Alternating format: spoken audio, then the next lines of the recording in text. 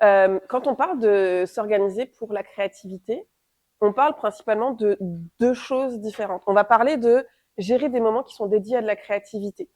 Donc là, c'est là où on va trouver un certain nombre d'outils ou de méthodes. Alors, il y a plein de mots, hein, brainstorming, design thinking, mind mapping, un certain nombre de choses. C'est les ateliers créatifs, le co-design, etc. C'est des moments qu'on dédie à de la créativité. Donc, gérer de la créativité, c'est gérer des moments dédiés à cette activité-là, dont Patrick nous a expliqué. C'est le processus de génération d'idées, mais aussi de travail, de socialisation, d'élaboration d'idées. Donc, ce processus socio-cognitif. Cognitif, ça se passe dans notre tête, on génère des idées, on travaille des idées. Social, parce qu'on le fait en interaction, en collectif. Donc, il y a gérer des moments dédiés à la créativité. Puis, je pense que dans le cadre de l'école d'été, on parlera, enfin, de l'école d'automne, pardon, on parlera aussi de gérer d'autres choses. C'est-à-dire que la créativité, ça se gère pas juste dans des moments qu'on dédie à de la génération d'idées. On peut même parler d'architecture de la créativité ou de contexte pour la créativité. Et donc là, ça va être tout ce qui est le management pour la créativité dans la culture créative, la culture d'une organisation, le discours, les modes d'évaluation qui peuvent être propices à la créativité, etc. Donc, quand on parle de gérer et de s'organiser pour la créativité, je pense que c'est important de faire la distinction entre gérer de la créativité dans des moments dédiés et puis gérer des contextes créatifs de façon plus large. Moi aujourd'hui, ce matin, je vais vous parler de ça. Plutôt gérer des moments dédiés à de la créativité. Et quand on gère des moments dédiés à de la créativité, on va gérer des gens qui vont s'impliquer dans un raisonnement créatif. Et quand on parle de raisonnement créatif, il y a deux types de raisonnement qu'on va avoir et qui sont complémentaires quand on cherche à générer des idées. Le premier, c'est ce qu'on va appeler de la pensée divergente. Ce sont peut-être des choses que vous avez déjà entendues. Le raisonnement créatif en pensée divergente, c'est quand on cherche à avoir des idées qui vont dans plusieurs directions. Quand on fait une exploration en largeur, là, dans différentes directions, et ça nécessite ce qu'on appelle de la flexibilité cognitive. C'est la capacité de passer de différentes idées. On parle aussi des fois de pensée latérale ou de pensée associative. Donc c'est le genre de mécanisme, c'est quand on cherche à aller dans différentes directions. Donc par exemple, si je vous demande de réfléchir à des usages différents et alternatifs d'un parapluie, vous allez aller dans différentes directions pour essayer de voir comment on peut utiliser un parapluie de façon différente. C'est comme ça d'ailleurs que les chercheurs en psychologie de la créativité testent cette capacité-là. On vous demande de faire ce genre de tâches-là. Et puis, le raisonnement créatif, c'est aussi de la pensée convergente. La pensée convergente, c'est quand on explore dans une même direction, mais qu'on met beaucoup d'efforts à approfondir une catégorie d'idées. Okay. Ça, c'est souvent quand on fait de la résolution de problèmes créatifs. Je ne sais pas si vous connaissez là, le fameux truc des 9 points où il faut relier les 9 points avec des droites sans les droites se croisent, etc. Là, ok. Pour ceux qui connaissent pas cette tâche-là, il y en a qui ont l'air de la connaître. Donc, petite façon de socialiser pendant la pause lunch. Là, allez donc trouver des gens qui savent résoudre cette tâche-là. Et ça, ce que ça nécessite, c'est de la persistance cognitive. C'est de la capacité à creuser dans une direction. C'est des mécanismes cognitifs qui sont différents. Le fait d'aller dans différentes directions, le fait de creuser dans une seule direction. Et on n'est pas tous bons de la même façon. Souvent, d'ailleurs, on pense que la créativité, c'est plutôt ce qui se passe à gauche, la pensée divergente. En fait, ça nécessite aussi ce qui se passe à droite, c'est-à-dire de la persistance cognitive. Donc, je place tout de suite ça parce que ce dont je vais vous parler juste après, on va parler de brainstorming. Et le brainstorming, c'est principalement une technique, c'est la technique de créativité la plus courante. Et c'est principalement une technique qui va être ici, sur la gauche, dans la pensée divergente, aller dans différentes directions. Et oui, donc je parle de brainstorming parce que c'est quand même la méthode de créativité, c'est une des toutes premières méthodes de créativité qui a été formalisée en organisation. C'est clairement la méthode de créativité la plus utilisée et pas toujours très bien. Mais on peut peut-être déjà juste faire un sondage ici. Qui est-ce qui a déjà fait un brainstorming dans sa vie là? On se met autour d'une table, on sort des post-it, puis on génère des idées. Ok. Puis qui a déjà fait un mauvais brainstorming? Genre, on se met autour d'une table, on génère des idées, et on sort de là, on se dit, mais qu'est-ce qu'on vient de perdre notre temps? Ouais, ok, moi aussi. Alors, on va parler de ça. Là, on va parler un petit peu de pourquoi on a tous eu des mauvais brainstorming. C'est je pense, assez normal. Et Et alors, un petit peu d'histoire, parce que tout à l'heure, Patrick nous a dit que c'était important l'histoire. Donc, un tout petit peu d'histoire d'où vient cette technique-là. Elle a été développée par ce charmant monsieur qu'on voit ici, là, qui s'appelle Alex Osborne. C'est un des premiers, en fait, à avoir écrit des livres sur la créativité dans les années 50. Lui, en fait, il est publicitaire pour l'agence de publicité BBDO. Donc, lui, c'est le haut de cette agence-là. C'est une agence de publicité new-yorkaise dans les années 50. Donc, vous pensez Mad Men? Ok, c'est pour ceux qui ont vu la série Mad Men. Là, je commence à me sentir vieille, comme la moitié des gens qui ne voient pas de quoi je parle. Donc, on est vraiment dans une organisation où il y a des gens extrêmement créatifs, individuellement. Don Draper, là, pour ceux qui me suivent avec Mad Men, là, ok, mais qui savent pas travailler avec leurs collègues. Donc, il va développer une technique qu'il appelle donc le brainstorming, qui est basé sur 4 règles, où le but, c'est que les gens soient capables de travailler les uns avec les autres et pas juste tout seuls. Il y a 4 règles. La première, c'est qu'il faut pas critiquer les idées des autres, donc plutôt suspendre son jugement. La deuxième, c'est il faut le plus d'idées possible. Hein, avec cette idée que plus il y aura d'idées, plus la probabilité qu'on ait une bonne idée, elle augmente. Troisième règle, c'est accueillir les idées inhabituelles. Et quatrième règle, et celle-là, c'est la plus importante pour lui, il faut rebondir sur les idées exprimées, les améliorer, les combiner. Donc, en gros, il faut travailler sur les idées des autres. Pas juste chacun arrive avec son idée. Donc ça, c'est vraiment le but. Ouais. Donc, la règle, c'est qu'on a le droit d'intervenir comme mon ami. À n'importe quel moment, c'est à moi que tu peux poser la question. Oui, tu peux m'interrompre n'importe quand, Eric. Dans ce cas-là, oui, vas-y. Alors, une des raisons pour lesquelles moi j'ai vécu du brainstorming défaillant, c'est parce qu'il manquait une cinquième étape qui était de dire pourquoi on faisait ça, à quoi ça allait servir et comment on allait le résumer et l'utiliser ensuite. On y revient? Ok. On garde ça parce que effectivement. Donc en bref, c'est un outil qui est quand même principalement pour de la pensée divergente, hein, donc que j'ai introduit tout à l'heure. Vous voyez que les règles 2 et 3, c'est on veut beaucoup d'idées dans des directions différentes. Un tout petit peu pour de la pensée convergente, hein, on suspend son jugement et on rebondit sur les idées les uns des autres, mais c'est principalement pour faire de la pensée divergente. Cette méthode, elle va avoir très vite un grand succès dans les organisations pour plusieurs raisons. Déjà parce que ça a l'air d'être facile, on a 4 règles, on se met autour d'une table et puis on y va, donc assez démocratique comme façon de faire. Et surtout parce qu'on va chercher beaucoup d'idées. À la fin d'un brainstorming, on a beaucoup d'idées sur beaucoup de post-it. Et donc, il y a comme une espèce de sentiment de productivité derrière ça. Et en plus, assez vite, en fait, 3M va trouver que c'est une bonne façon de vendre des post-it. Donc, et même encore aujourd'hui, c'est probablement un des plus gros usages des post-it. Donc, ça va être diffusé dans les organisations. Et la question qu'on peut se poser, est-ce que ça marche?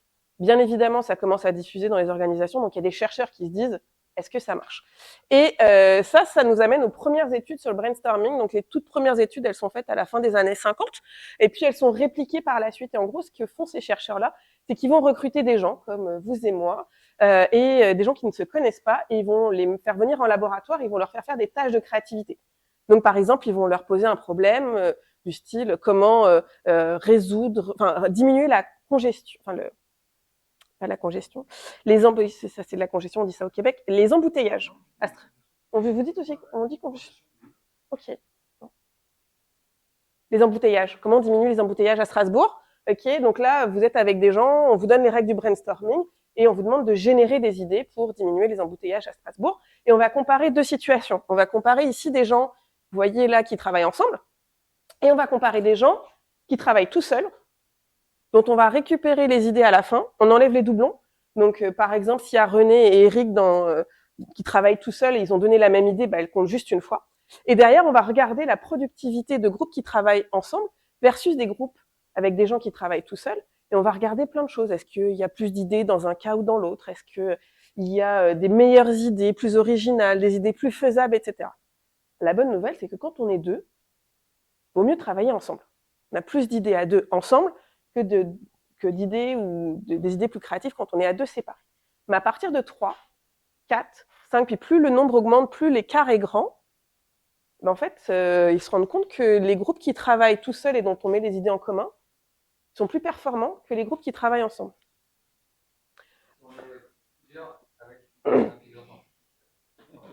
Ouais, il y a des travaux sur les intelligences artificielles, si tu veux, on en parle après.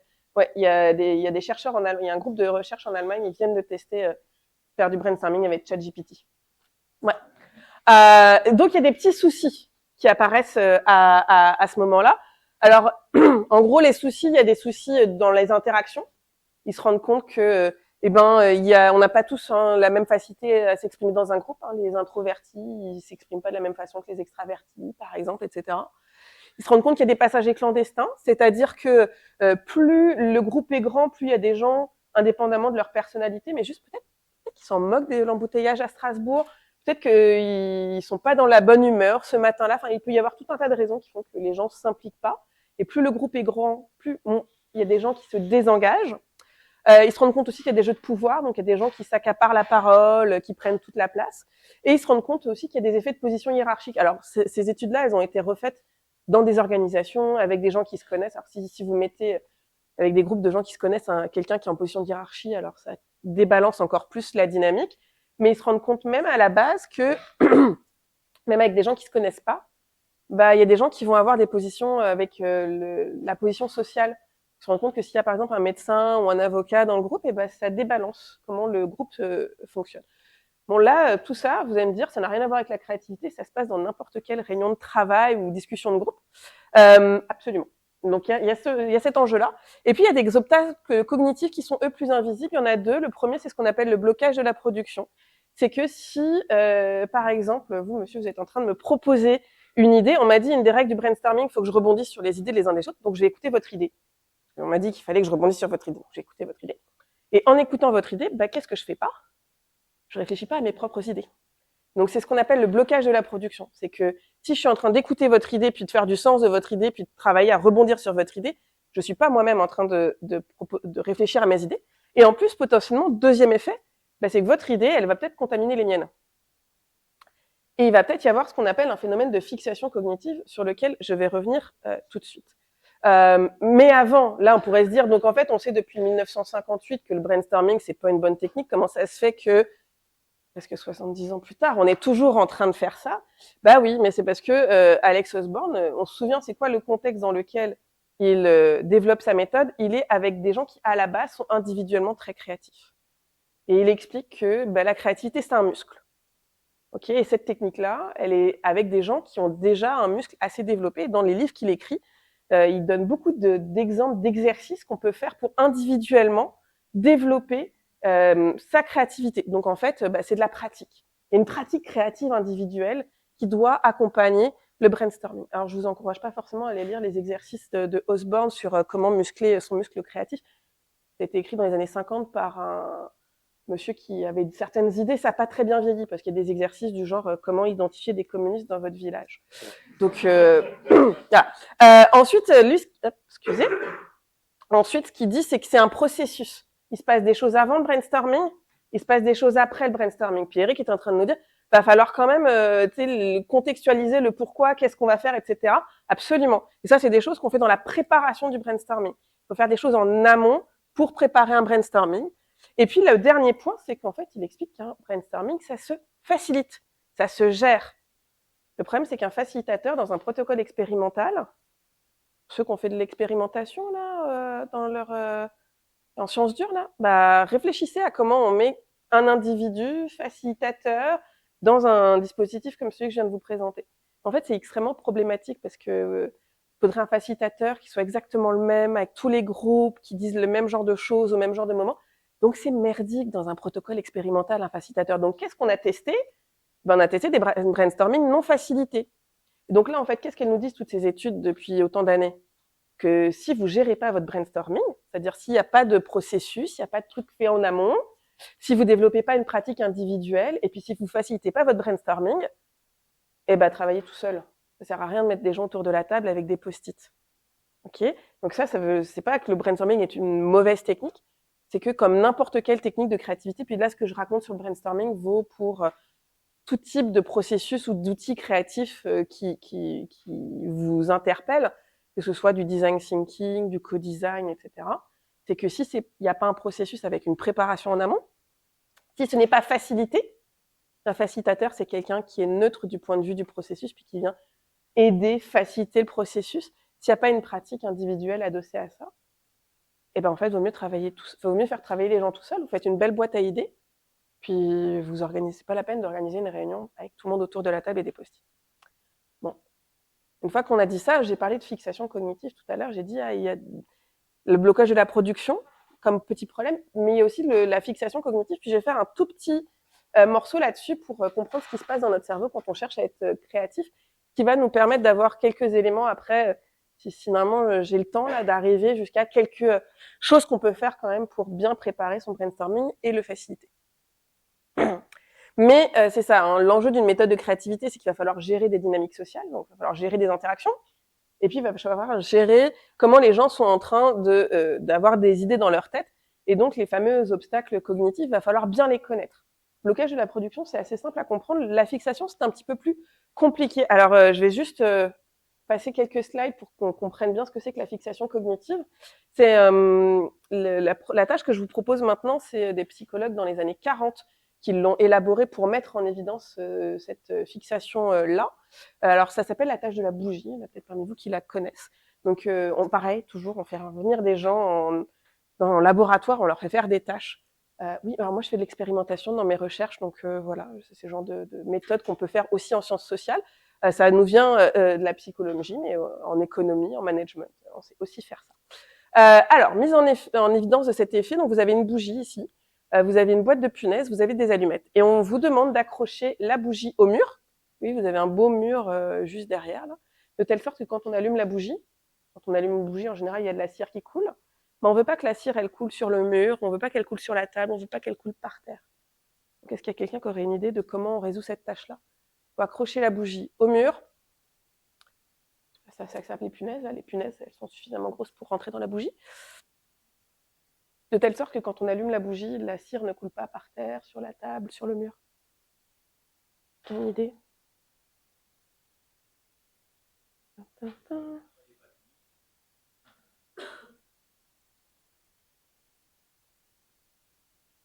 Ouais. Ouais, il faut utiliser la boîte. Okay, on vide la boîte de punaises, on accroche la boîte dans le mur et on met la bougie dessus, on allume la bougie et comme ça, quand la cire tombe, la cire coule, et ben elle tombe dans la boîte et pas partout. Et en fait, ce qu'on regarde, c'est deux situations. La situation à gauche où on a la bougie avec une boîte de punaises et la situation à droite où on a une bougie, une boîte vide et des punaises en vrac. On est d'accord que à gauche et à droite, c'est exactement le même matériel. Okay, à gauche, il y a 35% des gens qui arrivent à réaliser la tâche. Puis à droite, il y a 85% des gens qui arrivent à réaliser la tâche. Entre la situation de gauche et la situation de droite, c'est exactement le matériel. La seule chose, c'est que à droite, on a mis les punaises en dehors de la boîte.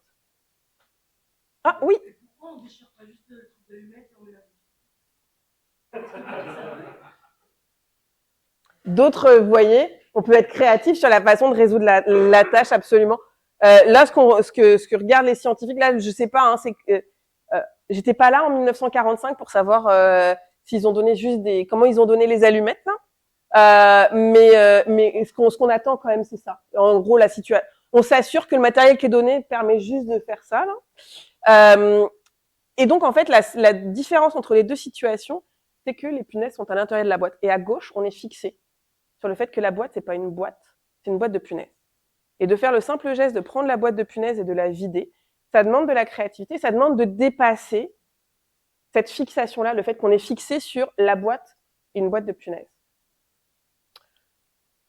Ça va, vous me suivez là? Vous êtes toujours avec moi? C'est bon? On a eu un petit phénomène de fixation avec René. Bien sûr. On ne savait pas qu'on pouvait utiliser plusieurs. On n'a pas pensé tout de suite qu'on pouvait utiliser plusieurs balles de ping-pong. Non, mais en plus, tout à l'heure. Il poussait avec la... Mais non, mais en plus, il a fait d'autres choses, René, tout à l'heure avec l'exercice des balles de ping-pong, parce que du coup, là, vu que je l'avais fait l'an dernier, que je m'étais fait avoir, là, j'ai regardé. René, il jette en l'air les balles de ping-pong pour vous expliquer. Il faut que les balles de ping-pong soient en l'air et il les jette bien haut. Mais bien sûr, il vous fixe en faisant ça. Bien sûr. Je ne peux pas passer à gauche ou à droite. Là, déjà, absolument. Absolument.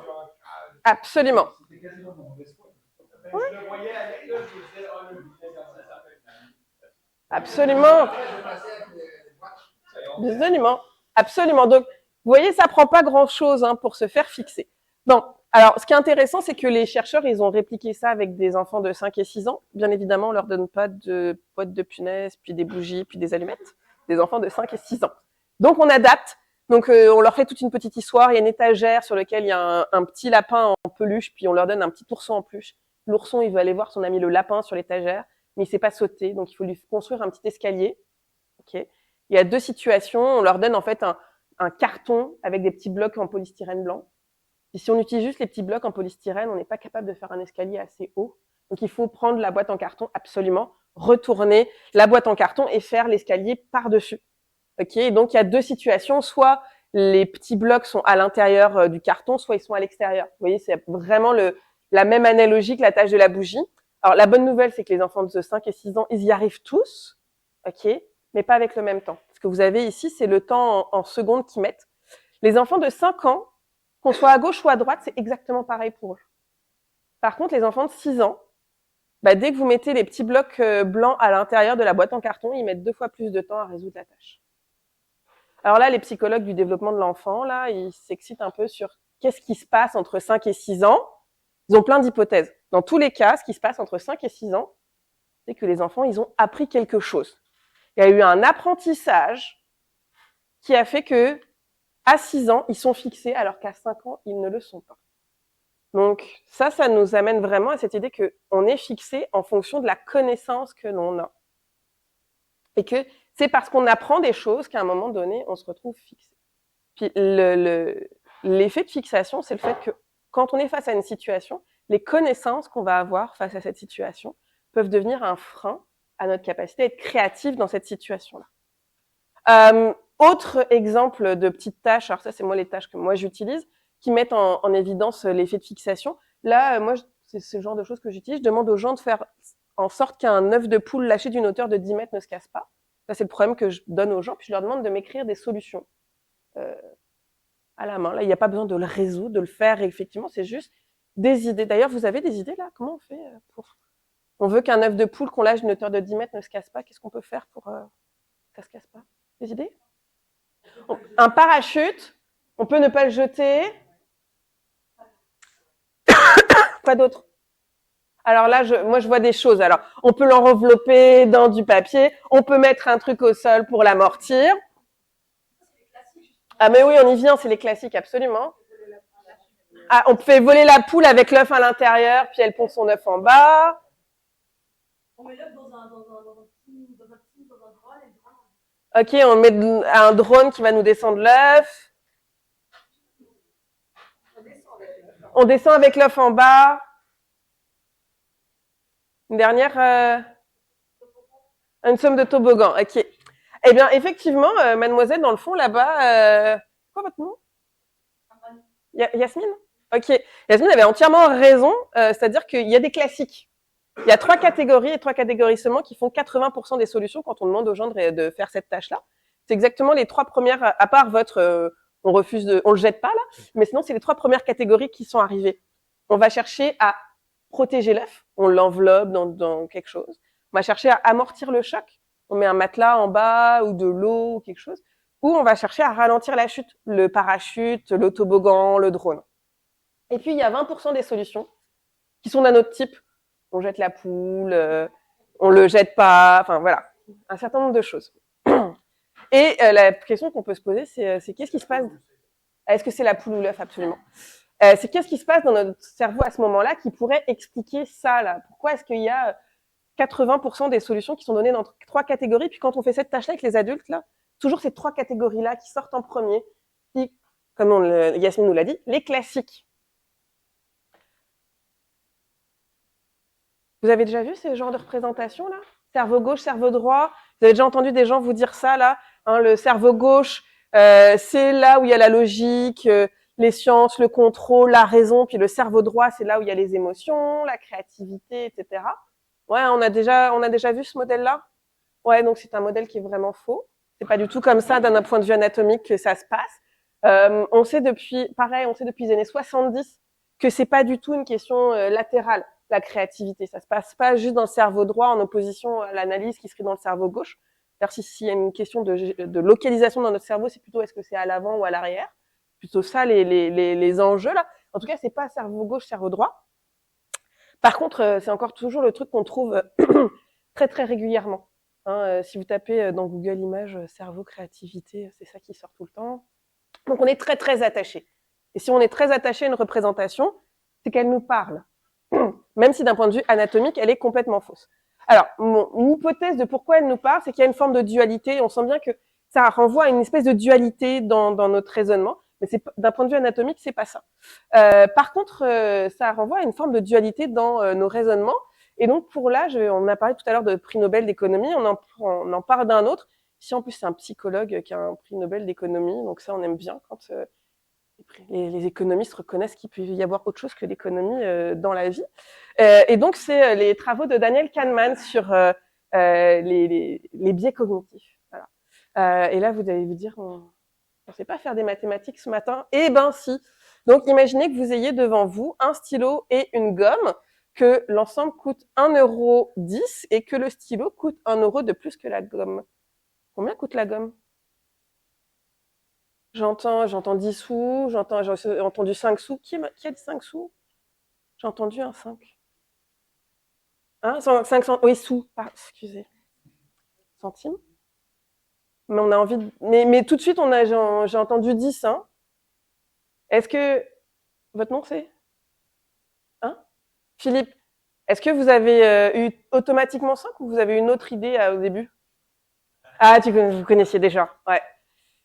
En général, la première fois qu'on voit cette tâche-là, on a envie de dire 10 sous. Le problème, c'est que si le stylo, il coûte 1 € de plus, ça veut dire que le stylo, il coûte 1,10 €, donc l'ensemble coûte 1,20 €. Donc ça marche pas. Ok? Ces tâches-là, elles sont faites exprès pour nous piéger. Parce que si vous allez à la boulangerie, là, puis que vous prenez un croissant et une baguette, puis que ça coûte 1,10 €, puis que la baguette, elle coûte 1 €, vous n'avez pas besoin de réfléchir pour savoir que le croissant, il coûte 10 centimes. Sauf que là, c'est pas que le stylo, il coûte 1 €, c'est qu'il coûte 1 € de plus que la gomme. Donc, c'est des tâches qui sont faites exprès pour venir vous piéger. Et pourquoi ça vient de se piéger? C'est que ces tâches-là, elles génèrent un conflit entre deux systèmes de raisonnement. Si vous connaissez pas les travaux de Daniel Kahneman, son livre Thinking Fast and Slow, excellent, super bien écrit, ça se met très bien sur une table de chevet. Comment? Et c'est rigolo. Oh ouais, ça se lit pour un prix Nobel d'économie, ça se lit très bien. En fait, lui, ce qu'il explique, c'est qu'il y a un conflit il y a deux systèmes de raisonnement. Quoi, t'aimes pas mes blagues sur les prix Nobel d'économie, Patrick? Il y a un conflit, en fait, entre deux systèmes de raisonnement. On a deux systèmes de raisonnement dans notre cerveau. On a notre système 1. Le système 1, c'est l'ensemble des heuristiques qui sont automatisées par notre cerveau. Donc, en fait, quand vous utilisez une stratégie cognitive de façon récurrente, votre cerveau va chercher à l'automatiser pour qu'elle soit disponible de façon plus rapide, qu'elle ait un coût cognitif plus faible et que ça vous permette de diminuer votre charge mentale. De l'autre bord, vous avez un deuxième système de raisonnement qui est, lui, le système logique qui est contrôlé, qui demande un effort plus soutenu et qui nous permet de tenir des raisonnements complexes. Lui, c'est ce qui nous permet, en général, le système 2, c'est quand on est confronté à de la nouveauté ou à des nouvelles choses, on va aller chercher notre système 2. Je vais vous donner un exemple hyper concret de système 1, système 2. La première fois que vous avez conduit une voiture, le premier jour d'auto-école, là, on sort de là au bout d'1 heure, on est rincé. Hein? C'est hyper fatigant parce qu'il faut gérer plein de trucs en même temps, qu'on n'a jamais fait ça de sa vie. Et en général, on sort de là, on se dit mais je vais jamais y arriver, je vais jamais être capable de conduire une voiture. Et vraiment, la dernière fois que vous avez conduit une voiture, il y avait la radio, il y avait quelqu'un à côté de vous, vous suiviez le GPS et vous étiez pas en train de vous dire toutes les 20 secondes, faut que je regarde dans mes rétroviseurs, faut que je regarde dans mes rétroviseurs. Le genre de choses qu'on fait en général la première heure. Enfin, en tout cas, le moniteur d'auto-école nous dit toutes les 20 secondes qu'il faut regarder dans le rétroviseur. Okay? Mais ça, c'est un très bon exemple de stratégie cognitive qu'au début, on n'a pas, mais au fur et à mesure, on va les utiliser, notre cerveau, il va créer des heuristiques. Il va créer des raccourcis mentaux pour que ces stratégies cognitives-là, elles soient accessibles beaucoup plus facilement et qu'elles puissent arriver beaucoup plus vite. Ce qui fait que vous avez ici le système 1, rapide, automatique, qui demande moins d'efforts cognitifs. Et en plus, au moment où les heuristiques, elles sont créées, donc les heuristiques, c'est des raccourcis mentaux, c'est construit avec un ancrage émotionnel. C'est-à-dire que à chaque fois que les heuristiques, elles fonctionnent au début, il y a une boucle de rétroaction émotionnelle positive. Puis de l'autre bord, vous avez le système 2 qui demande plus d'efforts cognitifs, qui est plus lent, qui n'est pas avec un ancrage émotionnel. Et dans la tâche qu'on a vue ici, c'est typiquement le genre de situation où il y a un conflit entre le système 1, c'est-à-dire que des tâches comme ça, même si vous les avez déjà vues, à chaque fois que j'en vois, je me fais tout le temps avoir. Elles sont faites pour qu'on ait une première intuition qui arrive et qu'on n'a pas le choix que d'avoir la mauvaise réponse en tête. Ça va nous prendre un petit peu plus de temps et un petit peu plus d'effort pour aller chercher une autre réponse. Parce que ça, c'est notre système 2. Si je prends tout ça et que je le ramène à ma tâche de l'œuf de tout à l'heure, là, bah ici, le 80%, là, c'est le système 1. C'est que vous avez tous eu un cours de physique en 4e ou quelque chose comme ça, là, qui vous a expliqué la gravité, la chute des corps, etc. Et on a ce modèle-là qui vient s'appliquer et qui fait qu'on a une représentation du modèle et que c'est pas étonnant qu'on ait 3 catégories de solutions qui représentent 80% des réponses. Hein. On va chercher à protéger le truc fragile, à amortir le choc ou à ralentir la chute. D'ailleurs, quand on fait la tâche avec des enfants de 6 ans, bah eux, ils vont juste chercher à protéger l'œuf et à amortir le choc. Ils vont pas spécialement chercher à ralentir la chute. Par contre, les enfants de 6 ans, ils n'ont pas exactement le même effet de fixation que nous. Donc moi, j'ai fait cette tâche-là avec des enfants, vu qu'ils ont 6 ans, ils écrivent pas, donc on l'a fait à l'oral. Et au bout du 10e enfant que j'avais devant moi, je commençais à trouver ça bizarre que quasiment tous, ils me disaient qu'il fallait envelopper l'œuf dans du papier d'aluminium. Parce que ça protège vraiment pas bien un œuf lâché d'une hauteur de 10 mètres. Et surtout, les adultes ne me proposent jamais ça.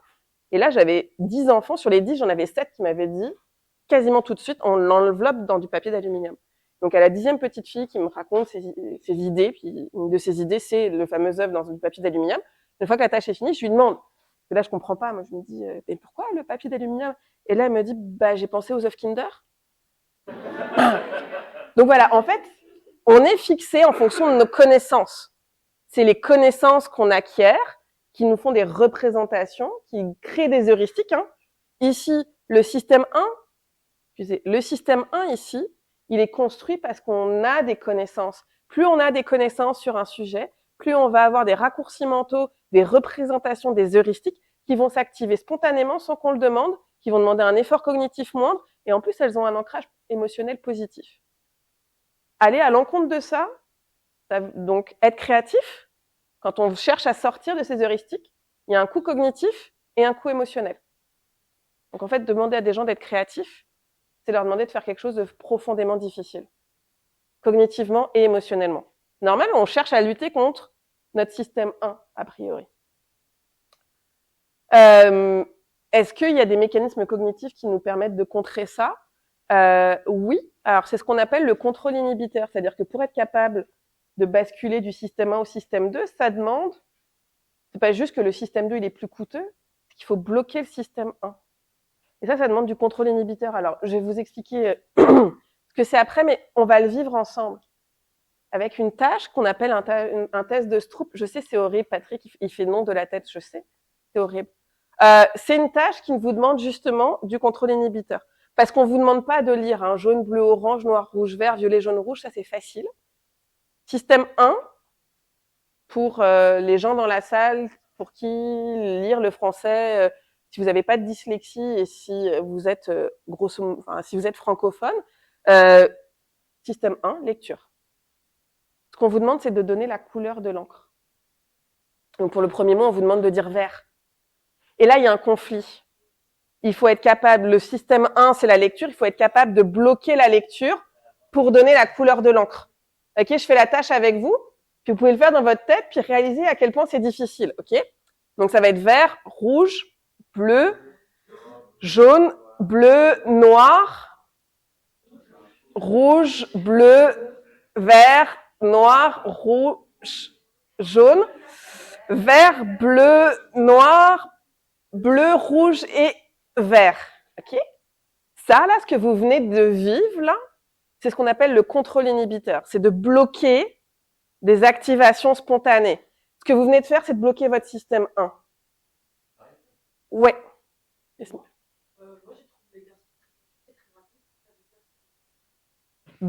Alors, j'ai deux choses. Non, il y a deux choses. Soit le système 1 est pas, soit votre système 1 sur la lecture est pas si ancré que ça. Donc ça arrive avec des gens qui, par exemple, vont avoir une dyslexie ou ce genre de choses. Ou alors vous êtes suffisamment loin, parce que là vous êtes loin, vous êtes suffisamment loin pour que la lecture, ouais.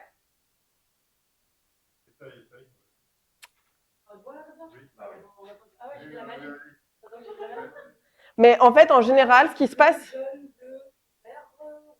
ouais, ouais, voilà. Mais le orange et le violet aussi, c'est des noirs. Si le mot orange et le mot violet, c'est des noirs. C'est des bleus, ça? Voilà, donc je pense qu'on a une explication. Mais je suis pas bien tout le monde. Ah, ça, c'est du noir. Mais c'est vrai que ça fait vert. Pardon, je ne le voyais pas. Mais sinon, j'aurais eu. Mais en général, là, on est beaucoup plus lent à le faire, à donner la couleur de l'encre qu'à lire. Ok? Et ce temps-là, c'est l'effort cognitif dont vous avez besoin pour votre contrôle inhibiteur. Ok? Puis ce contrôle inhibiteur-là, c'est une capacité qu'on peut développer. Alors, il n'y a pas de grand programme sur comment on développe le contrôle inhibiteur chez les adultes. C'est beaucoup regardé aujourd'hui chez les enfants. On s'est rendu compte que c'était un principal prédicteur de réussite scolaire, le contrôle inhibiteur. Donc, tout ça pour dire, notre cerveau, il n'est pas naturellement construit pour soutenir le processus créatif. Se défixer, activer en pratique le contrôle inhibiteur, ça va pas être simple. Parce que là, vous voyez, c'est quand même exigeant là ce qu'on se demande quand on demande à être créatif. On demande à faire quelque chose qui cognitivement et émotionnellement est difficile. Et donc, ça, quand on réfléchit aux méthodes de créativité, je reviens sur le brainstorming, processus, facilitation, pratique, il va falloir réfléchir à ces méthodes-là, indépendamment de l'outil que vous utilisez. Que ce soit encore une fois, du design thinking, du co-design, du mind mapping, trees, CK, peu importe. Toute méthode de créativité va devoir prendre en compte que il y a ces obstacles-là. Il va y avoir du blocage de la production, il va y avoir de la fixation, et puis il va y avoir des interactions sociales qu'il va falloir gérer, médier, faciliter. Donc, pour terminer ça, quelques astuces pour bien gérer un brainstorming, quelques trucs qu'on peut faire. La première, Eric il nous l'a dit tout à l'heure.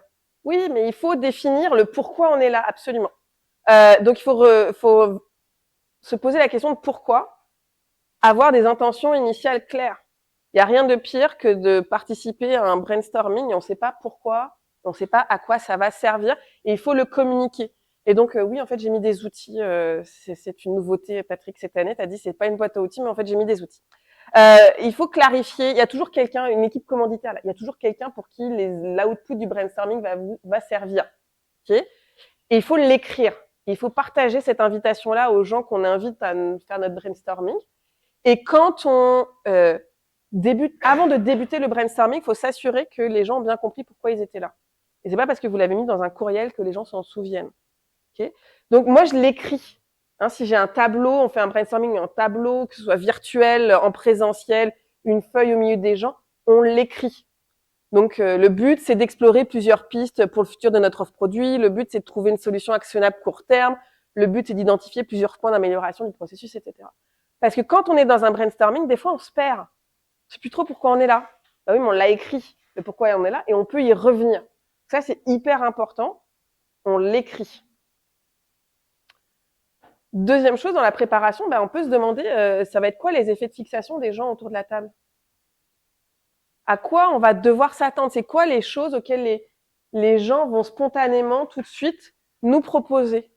Et donc, on peut faire une petite cartographie en amont c'est quoi le genre de choses auxquelles que les gens vont nous amener. Et donc, moi, ce que je fais, c'est que j'évalue un peu avant un brainstorming les paradigmes dominants. Donc, par exemple, je vais faire des mini-entretiens préliminaires. Puis, je vais poser des questions du genre, c'est quoi les idées auxquelles vous vous attendez? C'est quoi les incontournables sur cette question-là? À quoi vous pensez instinctivement si je vous dis tel truc? Donc, c'est d'avoir un peu une idée, quand on va faire un brainstorming, de quoi les grands classiques qui vont venir tout de suite et dont on va devoir potentiellement s'écarter. vaut mieux connaître les choses avec lesquelles on doit être confronté. Dans quel ordre tu vas donner la parole quand tu... Ouais, absolument. Ça, on va y revenir sur l'ordre de la parole, sur le type aussi de gens qui sont autour de la table. On va réfléchir à un brief aussi. Moi, j'aime bien donner un point de départ. Il y a la problématique, le pourquoi on est là, mais on peut aussi avoir un déclencheur. Et tout à l'heure, Patrick nous parlait de dissociation, hein, donc d'avoir un déclencheur. L'idée, c'est on prend des termes connus qui sont connus séparément, mais quand on les associe, hein, ça peut être une étincelle, quelque chose qui fait démarrer, qui fait lever la discussion. Ici, avec quelques exemples là de points de départ de brainstorming, mais l'idée étant de venir amorcer, déclencher un petit peu, et surtout si on a fait en amont un petit peu de cartographie de quoi les idées auxquelles les gens pensent souvent, est-ce qu'on peut pas proposer un déclencheur, un point de départ qui soit un peu à côté de ça pour aider les gens à aller dans des directions différentes. Et je pense que là-dessus, on aura peut-être l'occasion, notamment quand on sera chez Schmitt, à l'atelier, de pouvoir rediscuter de points de départ de ce type-là. Qu'est-ce qu'on peut préparer aussi quand on a un moment dédié à l'idéation? C'est un séquençage. Hein, on n'est pas juste là autour de la table pendant 1h30 de façon non organisée, non structurée. Donc on peut réfléchir à différents séquençages, différentes choses que l'on peut mettre, et de se poser la question de notre brainstorming en lien avec nos intentions de départ. Qu'est-ce qu'on cherche à faire? Est-ce qu'on cherche à aller dans plein de directions? Est-ce que c'est le début d'un premier brainstorming pour explorer, donc plutôt ici? Est-ce qu'en fait, oui, on va aller dans plein de directions, mais après, on veut converger? Souvenez-vous, hein, l'idée divergence, convergence. Est-ce qu'après, on veut faire des choix et donc de structurer notre séquence d'idéation en fonction? Que si on veut faire sélectionner des idées, il faut se donner du temps aussi dans le cadre de nos brainstorming. On fait pas ça à la fin en 5 minutes. Donc on peut séquencer, organiser un peu un déroulé de notre brainstorming. Donc voilà le genre de choses qu'on peut mettre. C'est une liste, c'est pas la peine de cocher tous les points, mais c'est le genre de choses qu'on peut mettre dans un séquençage. Une mise en contexte, une explication des intentions initiales, des brise-glaces. Hein, on en a fait un tantôt, ça sert toujours. On peut apporter des fois des connaissances. On va avoir un point de départ pour amorcer le brainstorming. Une alternance de formats d'interaction, j'y viens tout de suite après, et puis éventuellement un moment d'idée dédié à de la sélection d'idées. Et une alternance de formats d'interaction, je saute ça, je vais directement ici. Si vous retenez juste un seul outil pour améliorer vos brainstorming, puis en plus je sais que celui-là, Luc, il l'aime bien, ce truc-là, c'est de toujours commencer par un moment individuel à l'écrit. Avant de se lancer à échanger, on prend, même si vous êtes là juste pour 20 minutes, là, on fait juste un petit travail de brainstorming de 20 minutes, on commence par 1 ou 2 minutes où chacun réfléchit seul sur des post-it et écrit. On a parlé de blocage de la production tout à l'heure. Ça permet de contourner le blocage de la production, puis ça permet de ne pas se contaminer les idées les uns des autres. Absolument. Ouais. Je me demande si on devrait le conserver, on devrait l'exclure. Et puis dans un brainstorming, on n'est pas obligé de travailler tout le temps, tout le monde ensemble. On peut rythmer, on peut commencer par un moment individuel et puis ensuite aller sur un moment collectif, remettre un moment individuel au bout de 10, 15, 20 minutes. Et donc, on peut alterner à différents formats. On n'est pas travailler pendant 2 heures à 6 ou 7, c'est lourd. Travailler 5 minutes tout seul, 20 minutes ensemble, 3 minutes tout seul, ensuite on se met à 2. Bref, varier les formats, ça aide énormément aussi dans les interactions sociales. Donc vraiment, hein, si vous retenez juste un truc de ma présentation d'aujourd'hui, là, c'est ça là. Faites s'il vous plaît systématiquement un moment individuel à l'écrit avant de partager vos idées en collectif. Et préparer une séance d'idéation, là, c'est pas juste préparer du contenu, c'est se demander c'est qui les gens autour de la table. Parce que un brainstorming, c'est avec des gens. Donc la question qui se pose souvent, c'est qui le casting, c'est qui les gens qu'on met autour de la table. Alors au début, on serait tenté de se dire, est-ce qu'il n'y a pas un enjeu de diversité? Et quand je parle de diversité, là, c'est notamment diversité de background, diversité cognitive, ça peut être aussi de la diversité culturelle. avec cette espèce de cloche en U, là. Donc, en gros, si on est à gauche, on a une faible diversité, le problème, c'est qu'a priori, on a tous les mêmes heuristiques, on a tous les mêmes systèmes 1, donc on est tous fixés pareil. Donc, on a un risque d'homogénéité des connaissances et des idées, et donc d'être plutôt ici, faible créativité.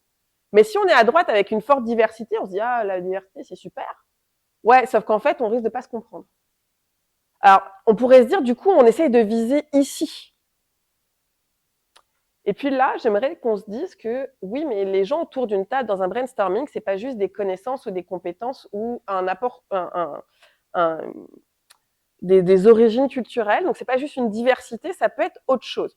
Ça, c'est à gauche ici, vous avez le modèle de Teresa Amabile, qui est vraiment la grande chercheuse en psychologie sociale de la créativité, où elle dit la créativité, c'est à l'intersection de 3 trucs. C'est des connaissances, de l'expertise, ok, on a dit tout à l'heure, il devait peut-être y avoir de la diversité, etc. C'est ce qu'elle appelle les creative thinking skills, donc c'est de la flexibilité cognitive notamment, donc c'est la capacité à imaginer de façon créative les choses, le monde. Et puis le troisième truc, c'est de la motivation. Plutôt intrinsèque qu'extrinsèque, la mettre de l'argent pour que les gens soient créatifs, ça ne marche pas. Donc c'est plutôt de la motivation intrinsèque. Et donc ça veut dire que se demander qui sont les gens autour de la table. Souvent, moi, quand j'anime des brainstorming, on m'envoie une liste avec les noms des gens et ils sont où dans l'organisation. Donc là, en général, je prends mon téléphone et je dis oui, c'est gentil, mais en fait, ça, vous me dites compétence expertise, la fonction. Mais en fait, moi, je veux savoir c'est qui les gens. Parce que les problèmes, en général, dans un brainstorming, dans un moment de créativité, là, c'est jamais les compétences et l'expertise des gens. C'est les comportements.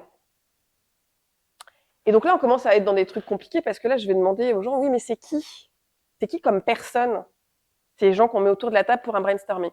Donc là, moi, ce que je fais, parce que on touche, oh, les gens, en général, on n'aime pas, là. Imaginez, il faut que vous parliez des personnalités des gens avec qui vous travaillez. Il y a personne qui aime faire ça. Donc moi, j'utilise des métaphores.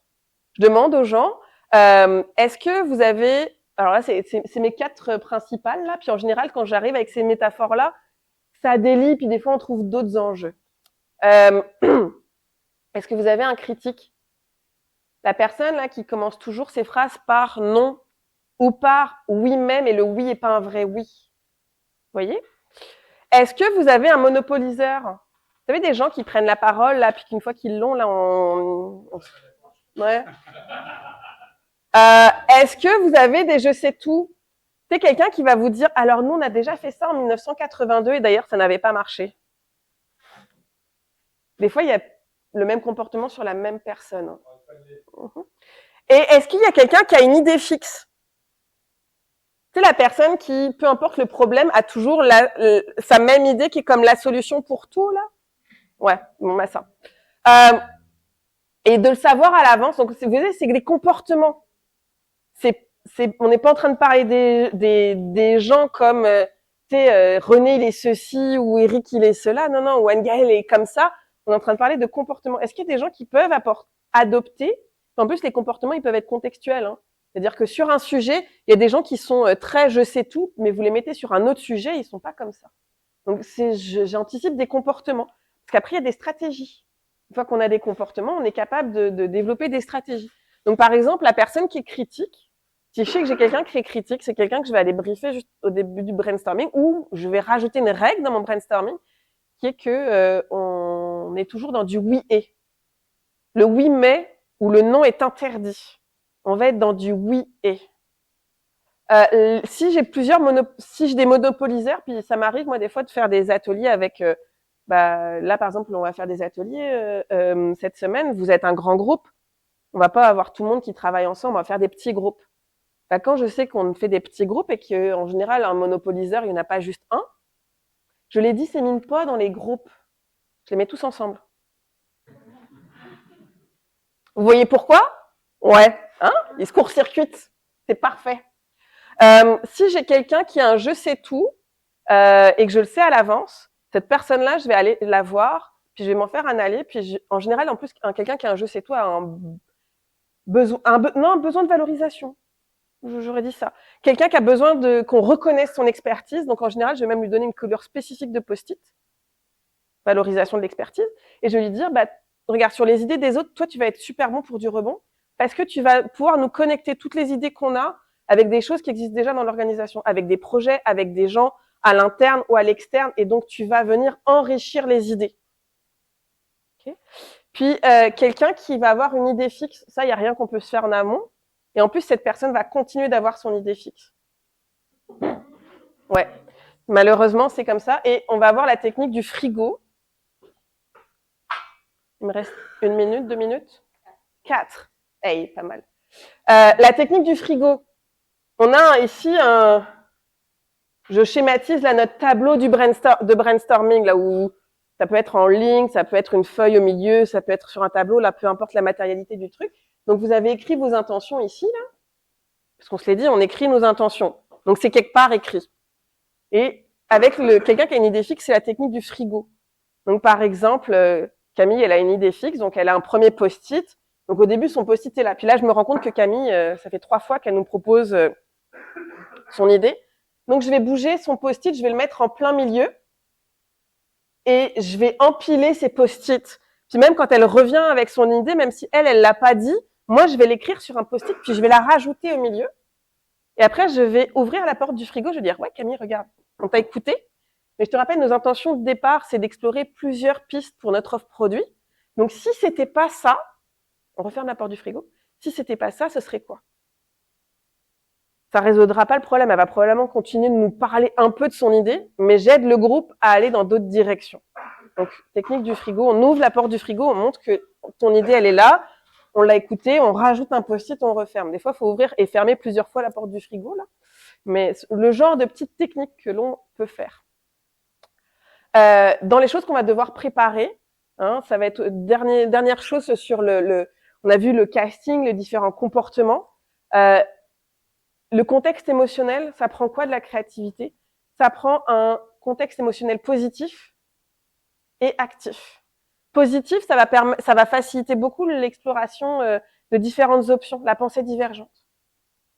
Mais le côté actif, c'est ce qui va permettre aux gens de creuser. Puis en général, on veut quand même les deux. On veut pas juste des idées superficielles, on veut quand même un peu d'exploration, puis on veut creuser dans les idées. Dans la facilitation, pendant le brainstorming, 2-3 petites choses à vous partager.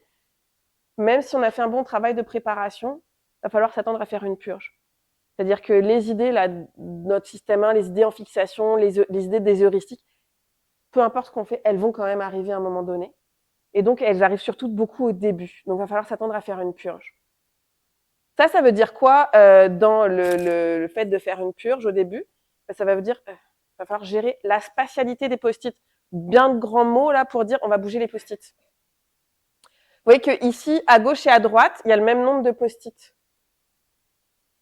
Puis je les ai regroupés à droite, mais je les ai pas regroupés n'importe comment. Qu'est-ce que j'ai fait? J'ai laissé du vide au milieu. Plus il y a du vide, plus les gens, vous n'avez rien besoin de faire. On parlait de manipulation tout à l'heure, c'est du nudge ça. On ne fait rien, les gens continuent à travailler. Tant qu'il y a de l'espace vide, là ici on a l'impression qu'on a bien travaillé, ici on a quand même le sentiment qu'il reste du vide. Et donc bougez les post-it. Faites en sorte qu'il reste du vide, on va continuer à travailler. Surtout au début, quand on sait qu'il y a de la purge, il peut y avoir beaucoup de post-it au début, mais c'est pas forcément les plus intéressants. Si ça couvre tout notre tableau, tout l'espace qu'on a, et c'est d'autant plus le cas quand on est en ligne, parce qu'on a l'impression qu'on peut en rajouter sur les bords, laisser du vide au milieu. Ah. C'est un retour sur les culturels, c'est dans une équipe, on a des gens qui viennent du Japon, d'Italie, de Norvège, du Québec. Des grandes différences culturelles, ça rentre en compte. Sur ça ou globalement?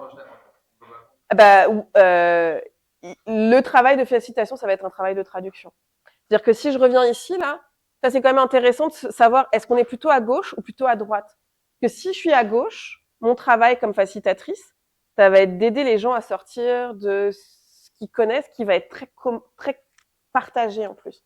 Donc ça va être plus un rôle de défixation, de je vous emmène ailleurs. Si je sais que je suis à droite, mon travail de facilitatrice, c'est un travail de traduction. Je vais devoir aider les gens à se comprendre. Donc, ce que ça change, c'est beaucoup le rôle du facilitateur, qui est pas sur les mêmes dimensions. Après, aujourd'hui, sur la façon dont les gens génèrent des idées, on s'est pas rendu compte qu'il y avait tant que ça, individuellement et collectivement, de grandes différences. Sur la sélection des idées, par contre, oui. On sélectionne pas les mêmes idées d'un point de vue culturel, mais sur la génération, c'était assez sensible. Mais par contre, le rôle de facilitateur va être vraiment différent quand on a plus on a de la diversité, en fait. Ça peut être de la diversité culturelle, mais ça peut être de la diversité de métiers, ça peut être de la diversité d'organisation, etc. Ça, je l'ai dit, le frigo de tout à l'heure. Je sais je vais finir avec ça. L'autre chose qu'on fait, là, je parle beaucoup de post-it, parce que c'est ça aussi, là, la poutine, les deux mains dedans, là, des outils de la créativité. Regrouper les idées entre elles. Faites des catégories assez rapidement dans le brainstorming. Vous voyez ici, là, moi, j'ai même utilisé j'avais une couleur de post-it. En général, moi, j'ai ma couleur de post-it à moi, comme facilitatrice. Puis, quand je vais regrouper des post-it, je vais utiliser, là, un post-it rose pour mettre un nom. Ça, c'est les idées qui touchent à tel truc. Ça, c'est les idées qui touchent à telle chose. En général, il y a toujours un moment donné où je me fais voler ma couleur de post-it, puis le groupe s'en charge. Ils vont mettre eux-mêmes des étiquettes. Mais ça aide parce que après, ça permet de faire une synthèse.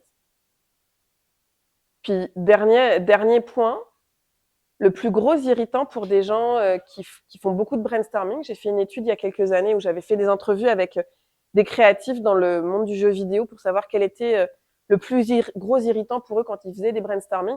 Ils me disaient, c'est je donne de mon jus cognitif. On s'est dit, créativité, processus cognitif et émotionnel, pas forcément évident. Ça demande de l'effort cognitif, ça demande de l'effort émotionnel. Je donne de mes idées, je n'ai aucune idée de ce qui en est fait par la suite. Aucune idée. Et donc, c'est là aussi, quand on a bien préparé les intentions initiales, déjà les gens savent pourquoi ils sont là, hyper intéressant, mais on fait un suivi par la suite.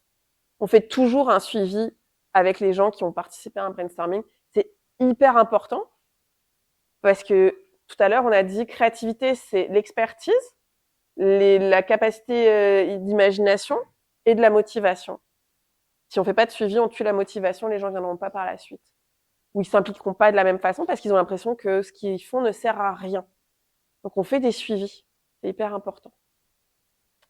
Voilà, c'était un peu de théorie sur le raisonnement créatif, puis quelques outils, quelques trucs qui peuvent être très facilement mis en place quand on participe à un brainstorming, quand on le prépare, quand on le facilite, et qui vont pouvoir vous aider aussi dans les exercices créatifs et les ateliers que vous allez faire cette semaine.